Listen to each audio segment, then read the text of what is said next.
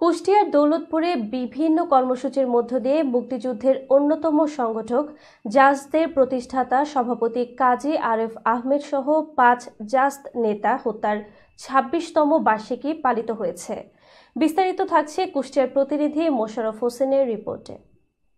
শহীদ Yakub Ali trust এবং PM degree কলেজের যৌথ উদ্যোগে মুক্তিযুদ্ধের অন্যতম সংগঠক জাসদের প্রতিষ্ঠাতা সভাপতি কাজী আরেফ আহমেদ সহ ৫ জাসদ নেতা হত্যার ২৬তম বার্ষিকীর স্মরণ সভার আয়োজন করা হয়। এই উপলক্ষে রবিবার সকাল ৯:৩০টায় ফিলিপনগর পিএম কলেজ চত্বরে শহীদ ইয়াকুব আলীর কবরে জাসদ নেতৃবৃন্দ ও বিভিন্ন স্কুল কলেজের শিক্ষার্থী সহ বিভিন্ন সংগঠন পুষ্পমাল্য অর্পণ, দোয়া ও বিশেষ মোনাজাত ও আলোচনা সভা অনুষ্ঠিত হয়েছে।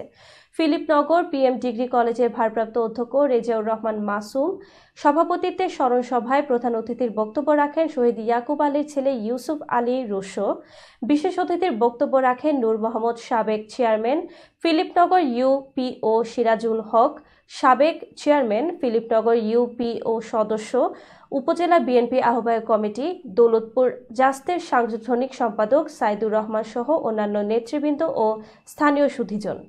উল্লেখ্য, ১৯৯৯ সালের ১৬ ফেব্রুয়ারি বিকেলে কুষ্টিয়ার দৌলতপুর উপজেলার আড়িয়া ইউনিয়নের কালিদাসপুর সরকারি প্রাথমিক বিদ্যালয় মাঠে সন্ত্রাস বিরোধী এক জনসভায় মুক্তিযুদ্ধের অন্যতম সংগঠক জাসদ সভাপতি কাজী আরেফ আহমেদ, জেলা জাসদের সভাপতি লোকমান হোসেন, সাধারণ সম্পাদক অ্যাড ইয়াকুব আলী, স্থানীয় জাসদ নেতা ইসরায়েল হোসেন ও শমশের মণ্ডল সন্ত্রাসীদের গুলিতে ঘটনাস্থলে নিহত হন।